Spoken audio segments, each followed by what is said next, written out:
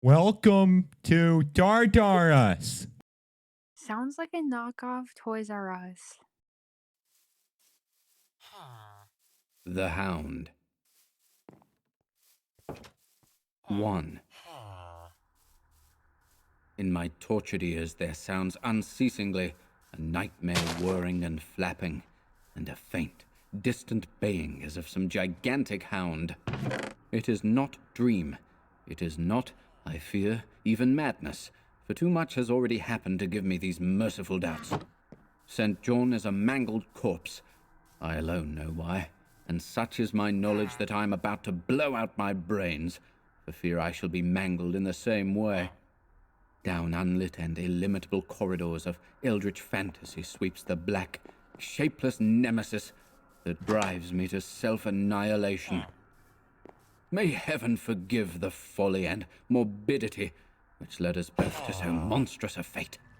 Wearied with the commonplaces of a prosaic world where even the joys of romance and adventure soon grow stale, St. John and I had followed enthusiastically every aesthetic and intellectual movement which promised respite from our devastating ennui. The enigmas of the symbolists and the ecstasies of the pre-Raphaelites all were ours in their time, but each new mood was drained too soon of its diverting novelty and appeal. Only the somber philosophy of the decadence could hold us, and this we found potent only by increasing gradually the depth and diabolism of our penetrations. Baudelaire and Huysmans were soon exhausted of thrills, till finally there remained for us only the more direct stimuli of unnatural personal experiences and adventures. It was this frightful emotional need which led us eventually to that detestable course, which even in my present fear I mention with shame and timidity, that hideous extremity of human outrage, the abhorred practice of grave robbing. I cannot reveal the details of our shocking expeditions, or catalogue even partly the worst of the trophies stored in the nameless museum we prepared in the great stone house where we jointly dwelt, alone and servantless. Our museum was a blasphemous, unthinkable place, where with the satanic taste of neurotic virtuosi, we had assembled a universe of terror and decay to excite our jaded sensibilities. It was a secret room, far, far underground, where huge winged demons carven of basalt and onyx vomited from wide grinning mouths, weird green and orange light, and hidden pneumatic pipes ruffled into kaleidoscopic dances of death, the lines of red charnel things, hand in hand woven in voluminous black hangings.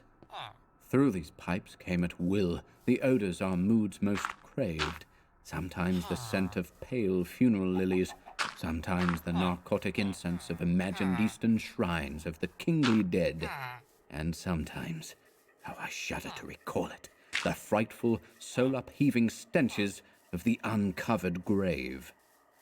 Around the walls of this repellent chamber were cases of antique mummies, alternating with comely, lifelike bodies perfectly stuffed and cured by the taxidermist's art, and with headstones snatched from the oldest churchyards of the world.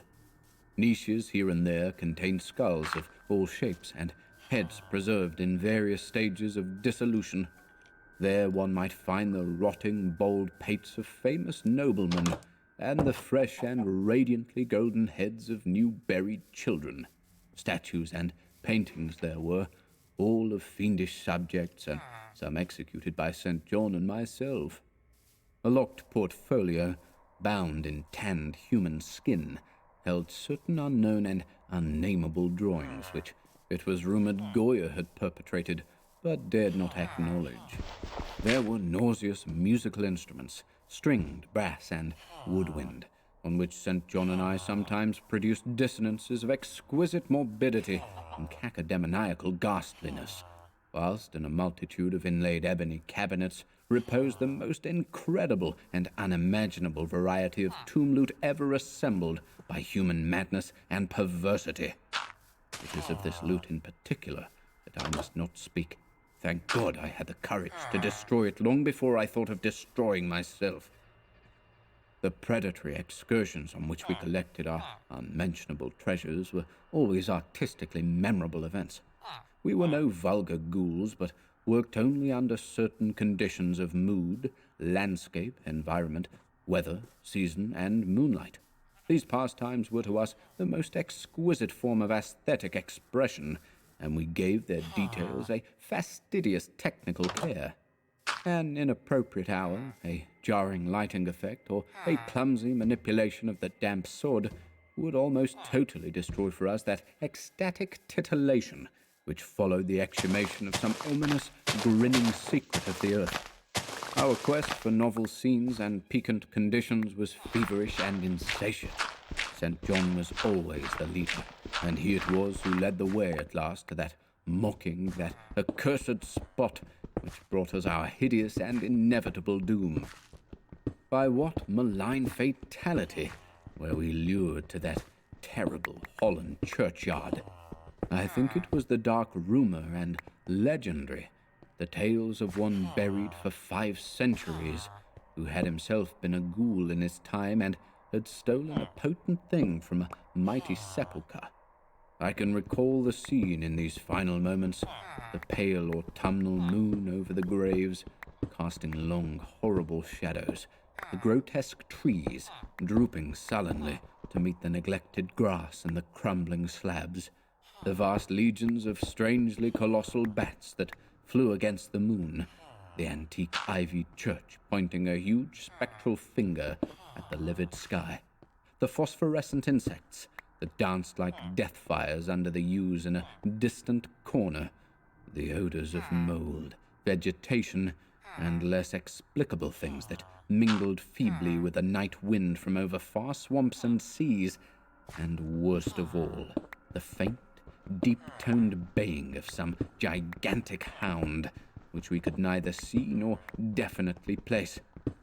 As we heard this suggestion of baying, we shuddered, remembering the tales of the peasantry, for he whom we sought had centuries before been found in this selfsame spot, torn and mangled by the claws and teeth of some unspeakable beast.